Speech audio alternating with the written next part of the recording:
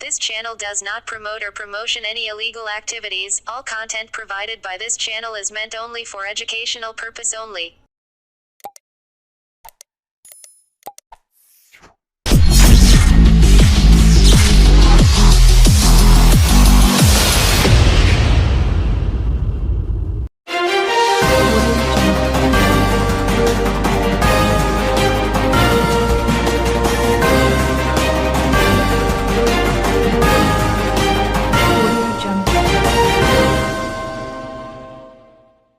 হুগলি জেলার চুঁচুড়াতে কার্তিক পূজার নিরঞ্জন শোভাযাত্রার প্রস্তুতিতে তুঙ্গে উন্মাদনা।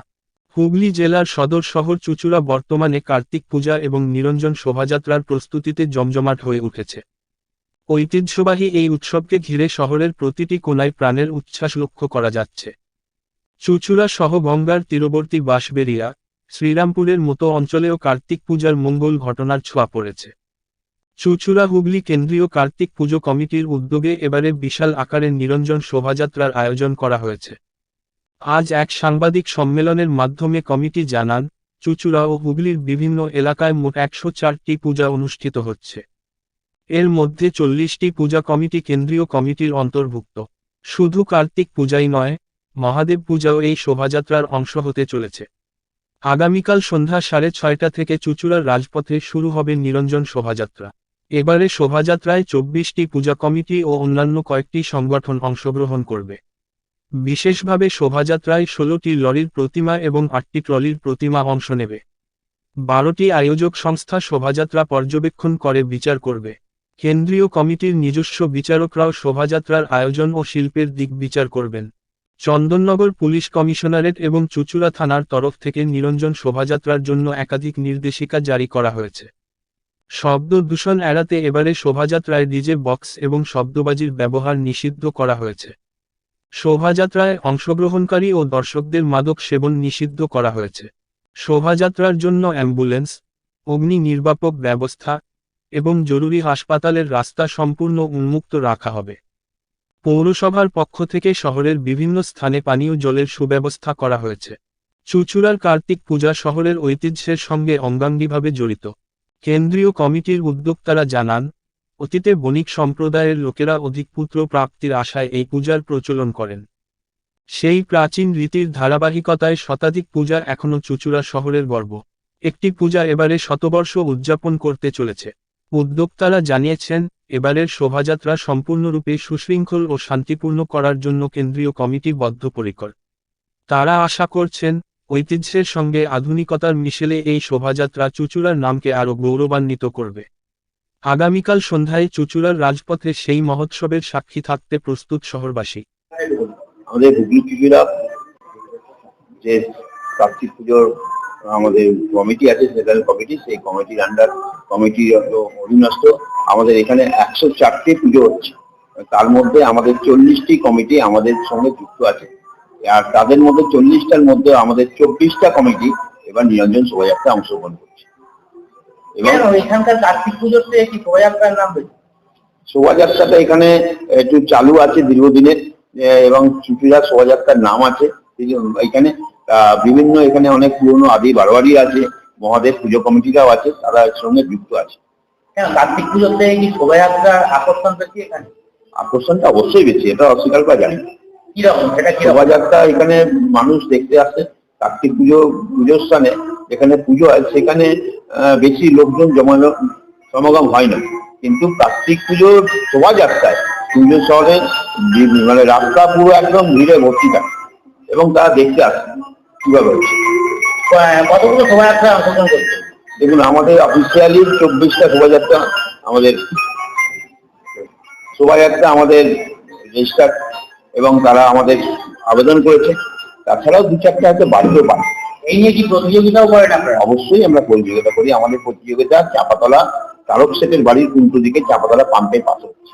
কোন রুটে প্রশাসন মূলত ঘুরবে? আমাদের ধরুন, আমি যদি আমাদের রুটটা ধরে ধরি, গোলা ফটক থেকে কামারপাড়া থেকে পোড়োবাজার লোহাপট্টি হয়ে আমরা বাস স্ট্যান্ড থেকে ঘড়ির মোড় থেকে আবার পোড়োবাজার থেকে মণিকোটা হয়ে গোলা ফটক হয়ে আবার কামারপাড়ায়। সারা রাজ্যই কি না, সারা রাত্রি হবে না। আমরা মোটামুটি 1:30-2টোর মধ্যেই আশা করছি আমাদের শেষ হয়ে যাবে, যদি নির্দিষ্ট সময় বেরোয়। কটা থেকে শুরু? আমাদের শোভাযাত্রা প্রশাসন টাইম দিয়েছে 6:30 থেকে 7টার মধ্যেই পার করতে হবে। শুরু হয়েছে। মূলত স্বাধীনতা পূর্ববর্তী সময়তেও আমাদের এই সমস্ত অঞ্চলগুলো ডাচেদের অধ্যুষিত ছিল। তো ডাচ আমলে আমাদের এখানে এতদ অঞ্চলে যারা বণিক ফ্যামিলিগুলো ছিল, তাদের ব্যবসা বাণিজ্যটাকে পরিচালনার সুবাদে তাদের ফ্যামিলিতে মানে পুত্রাকাঙ্ক্ষা ছিল অতিমাত্রা। তো সেই অর্থে পুত্রাকাঙ্ক্ষার জন্য তারা খুব জাঁকজমকভাবে এতদ অঞ্চলে কার্তিক পুজোটাকে খুব বেশি ভাবে তারা শুরু করেছিল। পরবর্তী সময়ে সেই বণিক পরিবারগুলো যত স্ত্রী হারায়, এই পুজোগুলো তত বেশি লোকালে চলে আসে এবং বারোয়ারি পুজোগুলো রূপ নেয়। ধীরে ধীরে তার পরবর্তী সময় যখন বারোয়ারি পুজোর খুব প্রচলন শুরু হয় এই হুগলি গুপ্তিপাড়ার দিকে, তো সেই সুবাদে আমাদের এতদ অঞ্চলে গোলাবাগান বারোয়ারি, যেগুলো আদি বারোয়ারি নামে পরিচিত, সেই সমস্ত বারোয়ারিগুলো, তারপর খিকিগলির একটা বারোয়ারি রয়েছে, তাদের প্রায় 150-200 বছরের ঊর্ধ্ব এমনও বারোয়ারি রয়েছে আমাদের সাথে যুক্ত। এগুলো মূলত একটা সময় বণিক পরিবারেরই পুজো ছিল কার্তিক পুজো। পরবর্তী সময় বণিক পরিবারগুলি আর্থিক শ্রীবৃদ্ধি হারিয়ে যাওয়ার ফলে এগুলো বারোয়ারি রূপ নেয় এবং এগুলো আজকে চুঁচুড়ায় প্রায় এরকম আদি বারোয়ারির সংখ্যা প্রায় 10 থেকে 12টি, যেগুলি প্রায় 170 ঊর্ধ্ব তাদের বয়স এবং তারা আমাদের সঙ্গে যুক্ত হয়েছে। আমরা চাই সংবাদ মাধ্যমের মাধ্যমে এই বার্তাটা আমাদের হুগলি আপামর জনসাধারণের কাছে যাবে। তারপর থেকে কি এই অঞ্চলের কার্তিক পুজো শ্রীবৃদ্ধি? হ্যাঁ, মূলত 55 বছর আগে, যদি আমার মনে পড়ছে, আমি হুগলি ইতিহাস সম্পর্কে আমি যতটুকু পড়েছি, 55 বছর আগে আমাদের এতদ অঞ্চলে বারোয়ারি পুজো রমরমা খুব বেশি মাত্রায় বৃদ্ধি পায়। মুক্তিপাড়ার পুজোর পরে আমাদের এখানে মূলত যে কার্তিক পুজোর বারোয়ারিকরণ যে ঘটেছিল, সেটা কিন্তু 55 বছরের পরেই ঘটেছিল। এখন সংখ্যাটা কত গিয়ে দাঁড়িয়েছে? কত পুজোর সংখ্যা? আদি বারোয়ারির সংখ্যা যদি বলা হয়, সেটা আমাদের প্রায় 12 থেকে 14টি আছে। আর টোটাল ছোট বড় মিলিয়ে? ছোট বড় মিলিয়ে হুগলি চুঁচুড়া আমাদের কেন্দ্রীয় কমিটির অধীনস্থ আমাদের আওতাভুক্ত প্রায় 104টি পুজো রয়েছেন। আমাদের প্রেসিডেন্ট স্যারের যা বললেন সেই অনুযায়ী ঠিকই বলেছেন। প্রথমেই আমি আপামর শহরবাসী এবং জেলার সমস্ত মানুষকে কার্তিক পুজোর অভিনন্দন এবং শুভেচ্ছা জানাই। প্রশাসনগত স্তরে আমাদের সঙ্গে যেরকম আলোচনা হয়েছে বিগত দিনে, সেইখানে আমাদেরকে একটা টাইম ফিক্স করে দেওয়া হয়েছে। সেই টাইমটা সন্ধ্যে 6:30 থেকে 7টা। এই সময়কালীন ভিতরের মধ্যে প্রতিটা বারোয়ারি যারা যেরকম ভাবে যেখান থেকে বেরোবে তাদের সেই অনুযায়ী বেরোতে হবে এবং অবশ্যই এটা ম্যান্ডেটারি যে কি কোনো ডিজে বক্স কোনো বাজানো যাবে না এবং মদ্যপান করে কোনো শোভাযাত্রায় অংশগ্রহণকারী যে কটি বারোয়ারি আছে তারা যেন অংশগ্রহণ না করে, আর কোনো আগুনের খেলা যেন দেখানো না হয় এবং আমাদের প্রতিটি বারোয়ারির সুবিধার্থে কেন্দ্রীয় কমিটি এবং প্রশাসনগতভাবে একটা সিদ্ধান্ত আসা হয়েছে যে একটা খাদ্য বিরতি যেটা নেওয়া হয় সেটা সেই সময়টা রাত 10:30 থেকে 11টা অব্দি আমাদের করা হয়েছে। এছাড়া যেহেতু শহরটা ছোট্ট শহর, এই শহরেই জেলার হাসপাতাল রয়েছে, যানজটের একটা সৃষ্টি হবে, সেই ক্ষেত্রে আপনারা কি ব্যবস্থা রাখবেন? সেই ক্ষেত্রে আমাদের আরেকটি যেটি বিকল্প রুটের কথা উঠেছিল ফুলপুকুর দিয়ে, সেই ফুলপুকুর রোডের রাস্তায় মণিকোটা থেকে ফুলপুকুর যেতে এবং হরিণ মোড় থেকে টুয়ার্ড থানা, এই রোডে 2টি অ্যাম্বুলেন্সের ব্যবস্থা করা হয়েছে, যাতে করে আপনার হসপিটালে পৌঁছতে সাধারণ মানুষের বা কোনো রোগীর কোনো অসুবিধা না হয়।